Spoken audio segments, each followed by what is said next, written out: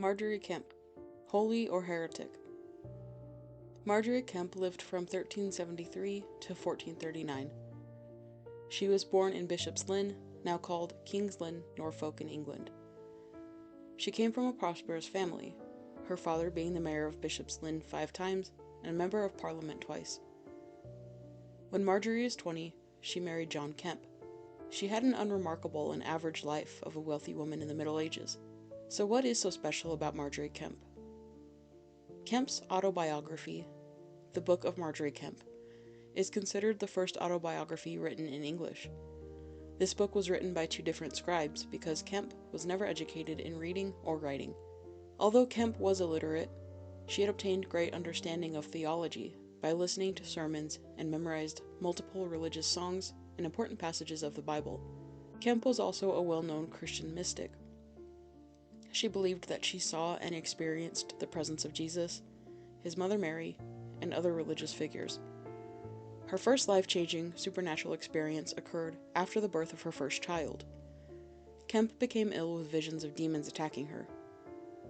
Book 1, Chapter 1 of the Book of Margery Kempe says, "She saw, as it seemed to her, devils opening their mouths, all aflame, as though they would swallow her in, sometimes raging at her, threatening her, pulling her and dragging her, night and day.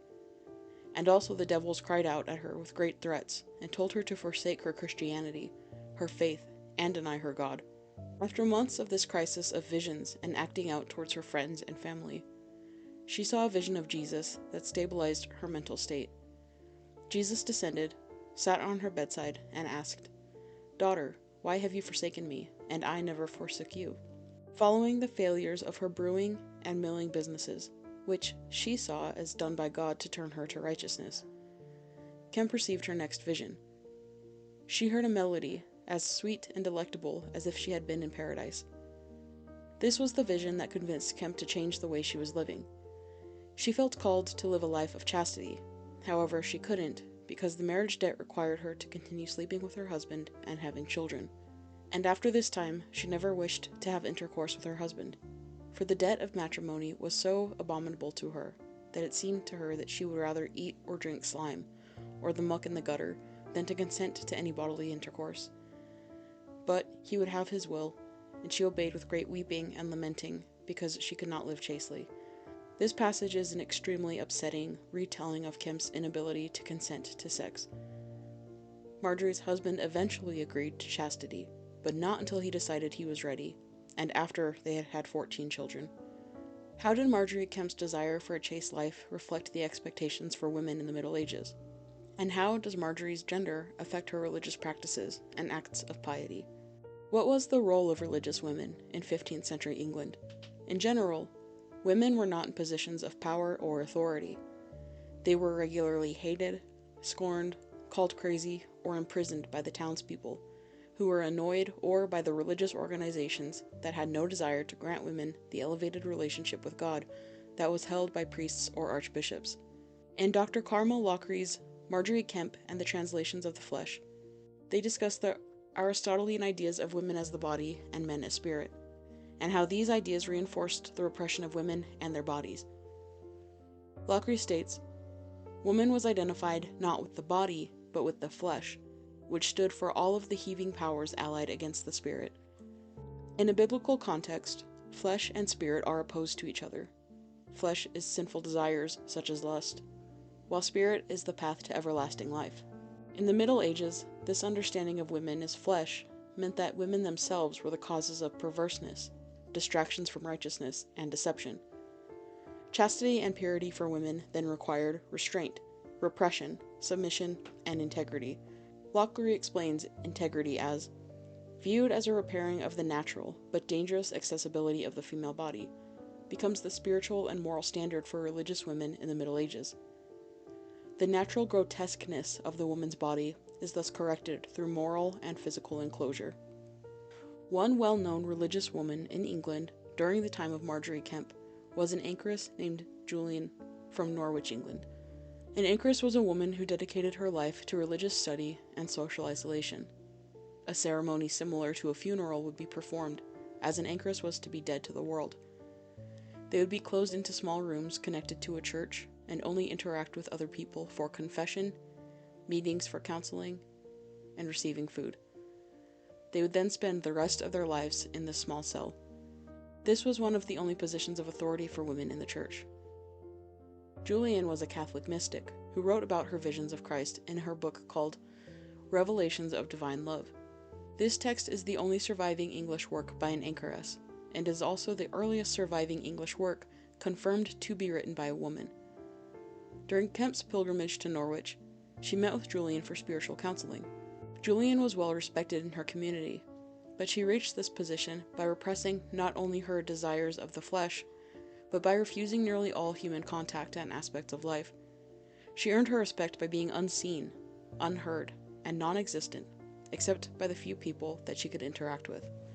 Margery Kempe, on the other hand, gained her notoriety by doing the complete opposite.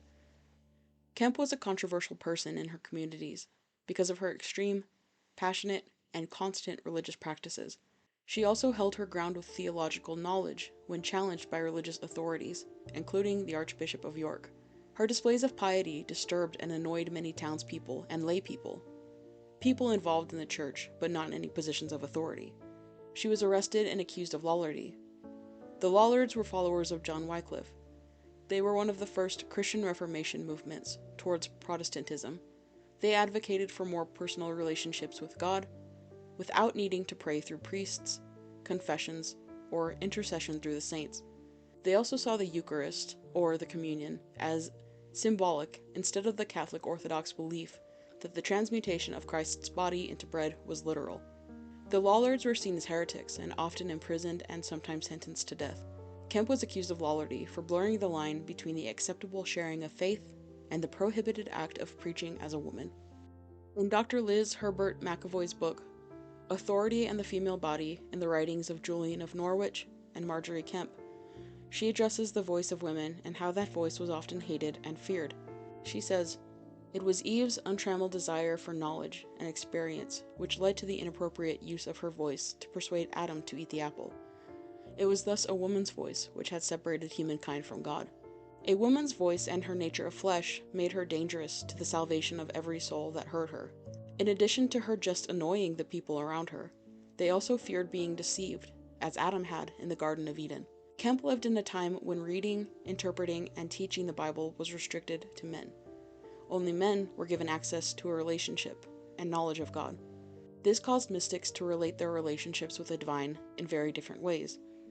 They saw visions and heard voices.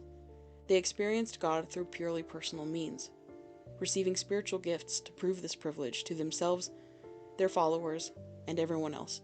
Kempe had received the gift of uncontrollable crying during her pilgrimage to the Holy Land. McAvoy states, "This divine gift, however, proves to be a double-edged sword. On the one hand, it provides evidence to Margery and those who support her of the presence of the Holy Spirit within her, and allows her to draw upon an esteemed tradition of prophetic and legitimized female voices.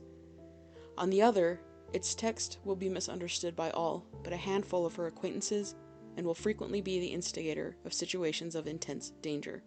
This sentiment of misunderstanding and accusations of heresy are brought up in the proem section of Kempe's autobiography. Whether this was a direct transcription from Kempe to her scribe, or an addition from the scribe himself, the author of this text knew that this record of Margery Kempe would be controversial. It asks you to take a side, to believe that she was a righteous woman, gifted with visions and weeping, or to believe that she was a heretic, wandering the world possessed, and on a mission to damn the souls of good believers everywhere. Margery Kempe carved out a place for herself in religious society by refusing to conform to what was expected of her. She would not silence her voice to appease society. Through her struggles with motherhood and her inability to live chastely when she was convicted to do so, she lived the way that she felt God called her. Her dedication to religion and piety in a time when she was not supported in it as a woman exemplifies the ever-present fight for women's rights and respect within religion and society in general. She is now honored by multiple memorials around England.